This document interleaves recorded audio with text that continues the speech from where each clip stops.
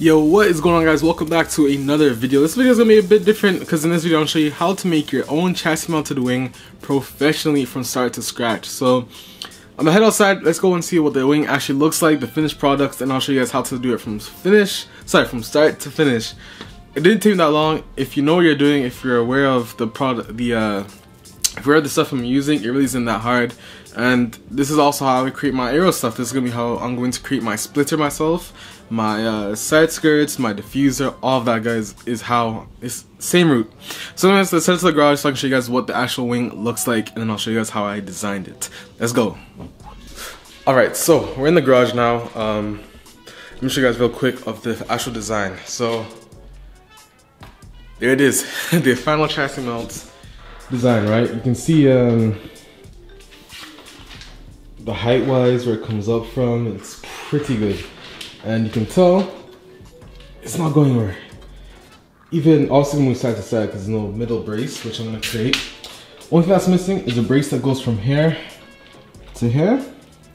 That's gonna support the two, and then the I might do an X brace as well, and then the wing obviously on top. But if I move down here, you can see where I fitted it. It's bolted right onto the chassis mount factory holes. Then we have a couple of bolts hanging out. So 1, 2, 3. And then you can see that there's some slots here. That's basically, you take out this little pin. You can see I have a lock pin right here. I forgot the actual name of it, but basically it slides in and it can't slide out. That's what's stopping this from actually rotating down. That and the fact that this is pretty bolted on tight. But all you have to do to open the trunk, you can actually open that now. Because the way I designed it, it's not gonna need you to open the trunk, but it can tilt back. All you have to do is take out this pin and that pin on the other side. If I zoom in, and yeah, but very easy washes, bolt on the other side. Same thing on that side. You can see I made a little hole design going across. So I also painted the back black, but yeah. So that's the final design, 6061 aluminum, and yes, let me show you guys how I actually designed this piece. Let's go. Alright, so first things first, guys. I have a lot of applications open right now, and this is just all the pictures I have. Unfortunately, the video I have is gone now, it's corrupt, so I have to just show you guys from start to finish. But right here is just an album of all the stuff I did from start to finish of how I created this. So first things first, you can see you want to cut the bumper. I don't know if you noticed, depending on what style you want to create, depends on how you're going to start this. And I know it's gonna be a little blurry, but don't worry, I'm gonna switch to an actual screen view. But first thing I did was actually start using a piece of cardboard, mocking up the chassis mount bracket, the first bracket piece that goes up against the factory bolt-ons. You see I only cut it halfway. That's because if this side halfway is going to be the exact same as halfway on that side, I'm pretty certain, which is why I did it like that. And you can see we made a little cardboard box and all that. Using cardboard, we created the wing piece. So let's go ahead and switch to the computer view so you guys don't see any of that blurriness, and yes, let's go. Alright, so guys, let me show you how I did this from start to finish. Hint, you can see the colors I'm trying to decide, but anyways. So once I got the piece of the cardboard for the actual bracket piece, I moved on and I took a picture of this piece that I made, basically straight up going down. And once I did that, I put it into Photoshop. You can see here, once it was in Photoshop, did a color overlay, put some holes in it, and made it look like this. Now this piece on the right side is actually just a screenshot of a YouTube video I was watching. Tyler Codura, he's some guy that made a chassis mounted bracket as well, but he didn't actually finish it. I don't know why. It looked beautiful in my opinion. Maybe I would have changed a bit. I would have changed a couple things about the design, like this piece right here. It's a bit flawed in my opinion, just because the amount of weight, it might crumple depending on how thick you made those pieces. But anyways, so that's just the curvature design that I was trying to aim for. Now once I did that, next step was putting it into here. So just again, Photoshop again, test fitting it, seeing what it's gonna look like, if I'm gonna like it or not, the curve and all that. And once I did that, you can see I moved on to this piece. So this is actually the same Tacodora's wing. Mocked it up, made a little bit better, added some spaces in between there and there. And once I was happy with that, I was with this final piece. You can see that there's a lot of holes here, different design than what I currently have, and I was happy with it. So once I did that, took a picture of this bracket piece, which again you guys can see that this is what it pretty much looks like. And once I was happy with this, took a picture of it straight up as well. Now I don't know if you guys are aware of AutoCAD and how that works, but basically I imported that picture in AutoCAD and created line by line figures. So you can see that, again, if you're familiar with AutoCAD, you know exactly what I did, but I created an exact outline of what this wing is going to look like using circles, lines, and all that, curves, and you can see that that is what it looked like. Now I put in the final piece in AutoCAD. Where is it? I believe it's going to be this one. So that was what it looked like.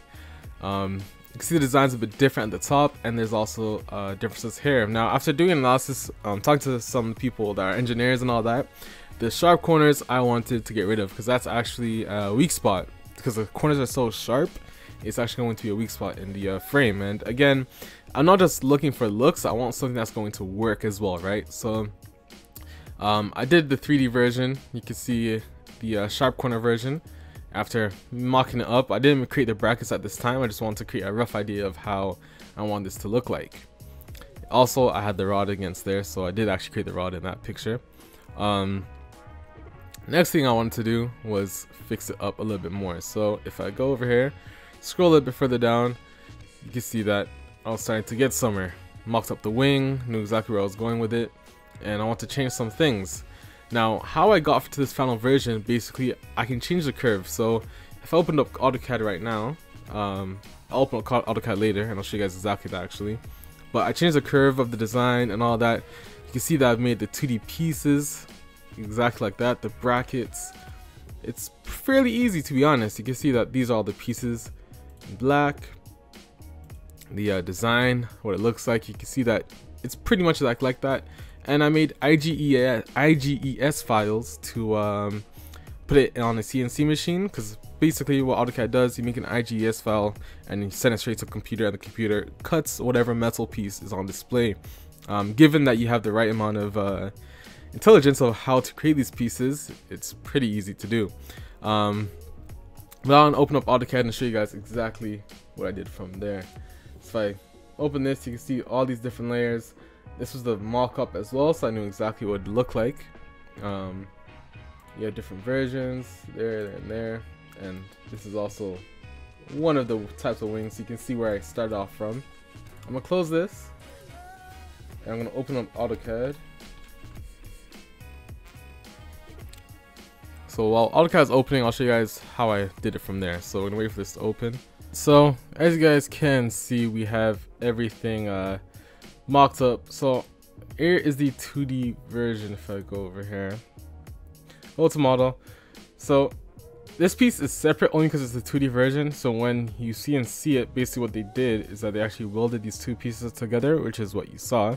So that was welded, but this is basically what it has. Now I mocked up the holes. You can see the holes are different sizes.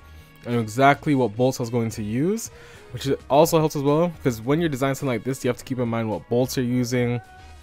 I'm stainless steel, obviously, because I don't want it to rust. And 6061 aluminum is what I use because it's light. It's lighter than steel, and it's strong. It's probably about the same amount of strength, but in terms of lightness, you always want to go with aluminum. And a lot of people in the car industry that do these type of things will use 6061 aluminum, which is what I went ahead and used. So I made a 3D version, disassembled, which you can see here. If I go to model, you can see that I made the versions right there, the same holes cut out, and then you have this. Basically, to go from this to this, the disassembled version, all you have to do is make it 3D. So make it x-axis extrude. So you'd go to insert, sorry, where is it? Home, visualize there. 3D tool. Sorry, I haven't really used it for for about a month, so don't remember exactly how I did everything. But extrude, select the area basically, and then it's gonna extrude and brings it to this. And then with this, I just rotate the pieces, move it, rotate, and I create this, which is basically the, if I go to orbits, whoops, if I'm gonna go to orbit mode and free orbits, whoops,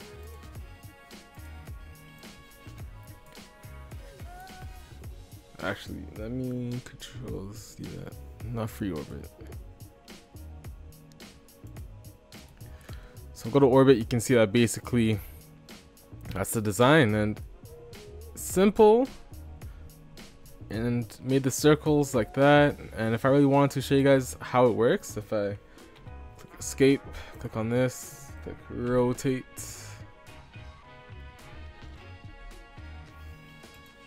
and we're gonna do it around this point because this point is basically where it's going to be turning.